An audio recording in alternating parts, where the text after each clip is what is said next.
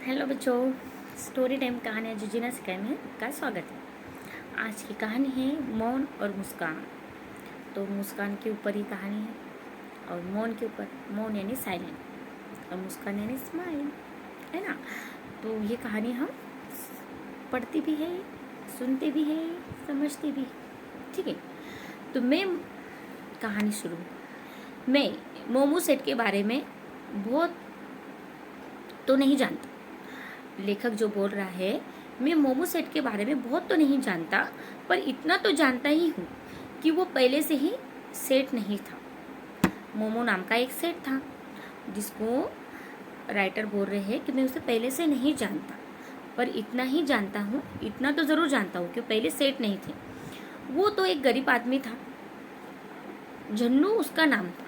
क्या नाम था वो मोनो सेट का? जन्नू नाम था। जन्नू हमेशा जन्नाया रहता, बिना बात का झगड़ा करना तो उसके स्वभाव में ही था।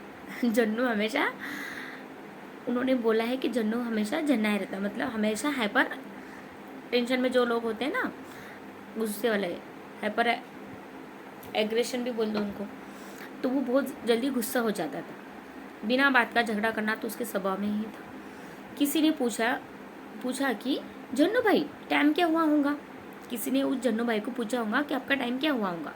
तो जन्नू झन ना जाता और कहता, ये घड़ी तेरे बाप ने लेकर दी है, ये टाइम पहले ही खराब चल रहा है, तू और आ गया मेरा टाइम खाने, भाग यहाँ से। ऐसा बोलता था चाल से जो उसको टाइम पूछता था। तो ऐसा तुम मत कभी करना। हाँ, अब ऐसे आदमी के साथ कौन काम करे? सच में इतने गुस्से वाले इंसान के साथ कौन काम करेगा? न उसके पास कोई ग्राहक टिकता, न नौकर। यही कारण था कि वो जो भी काम करता था उसमें उसे नुकसान ही होता था। किस लिए होता था? गुस्से के कारण। कहते हैं कि एक संत एक बार जन्नू के पास से गुजरे। अब एक संत है ना, वो जन्नू के पास से गुजरे।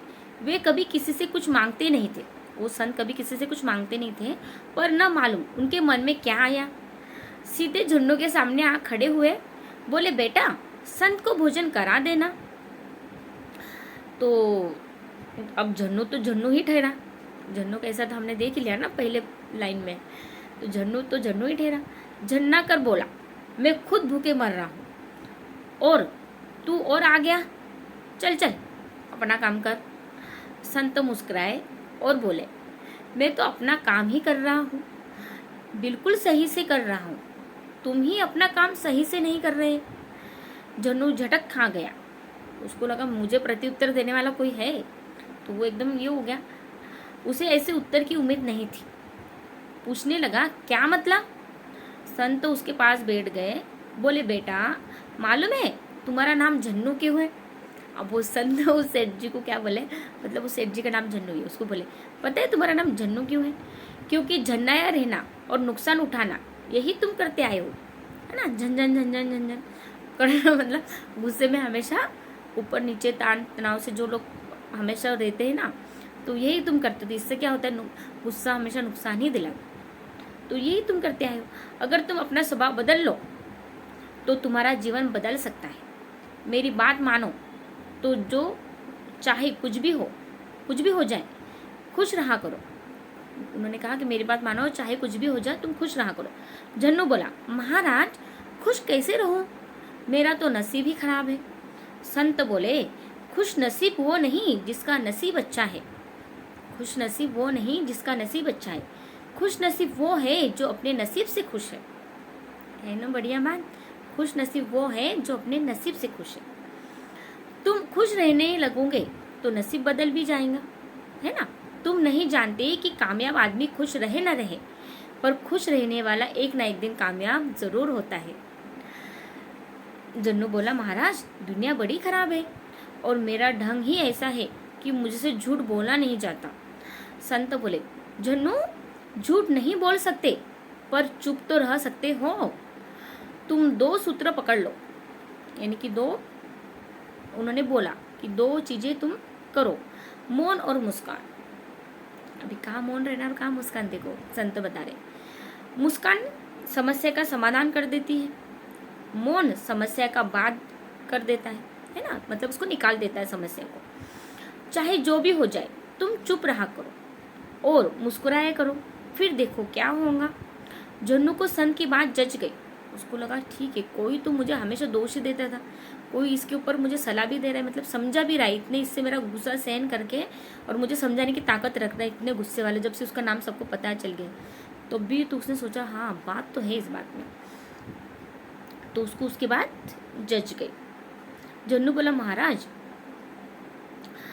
भगवान की कृपा से उसका स्वभाव और भाग्य दोनों बदल गए। जन्नू ने उस महाराज को थैंक यू कहा और कहा भगवान की कृपा से, मतलब परमात्मा की कृपा से देखो उसका स्वभाव और भाग्य दोनों बदल गए। फल क्या मिला, समय बदल गया। जन्नू मौन और मुस्कान के सहारे चलते चलते मोमू सेठ बन गया। अब वही जन्नू कहाँ क्या बन गया, मोमू सेठ।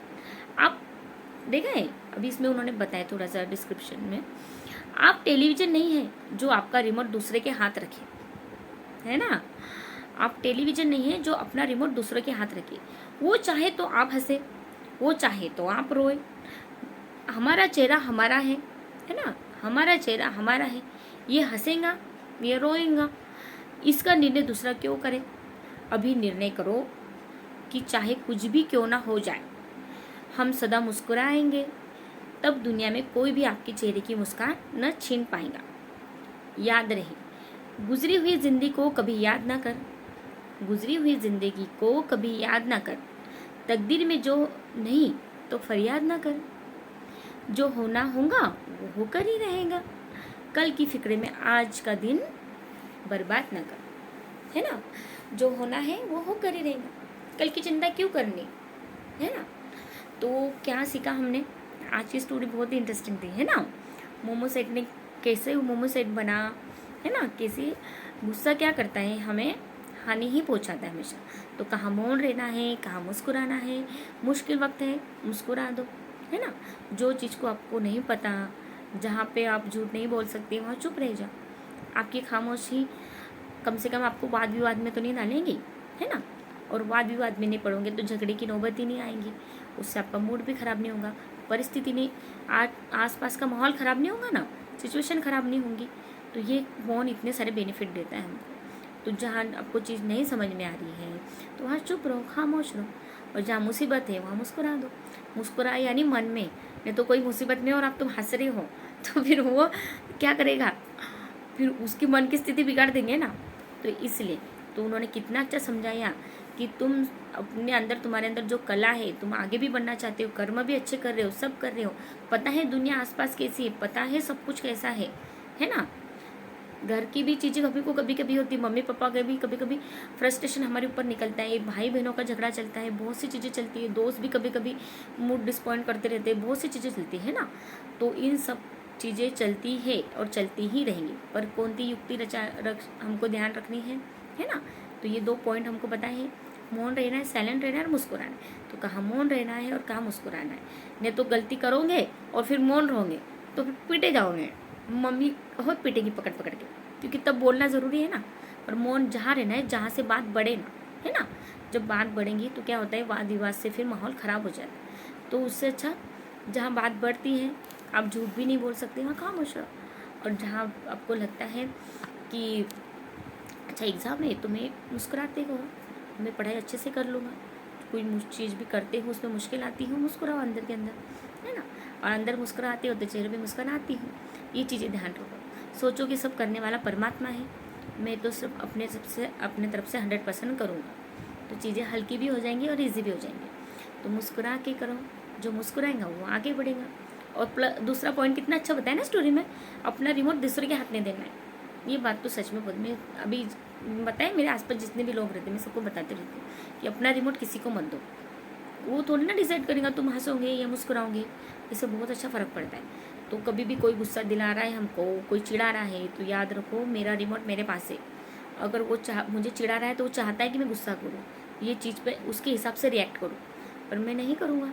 अपना रिमोट अपने पास रखूँगा, मैं स्माइल का बटन दबा दूँगा, मैं मुस्कुराऊँगा, ठीक है आप बढ़े, आप सही बोल के आगे बढ़ जाओ, है ना।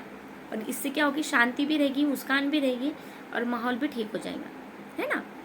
तो चलो आज के खाने में हमने ये सीखा, मौन और मुस्कान, इसको याद रखना है और अपने ऊपर इम्प्लीमेंट भी करना है, ठीक है। बाय। स्वस्थ रहो, मस्त रहो।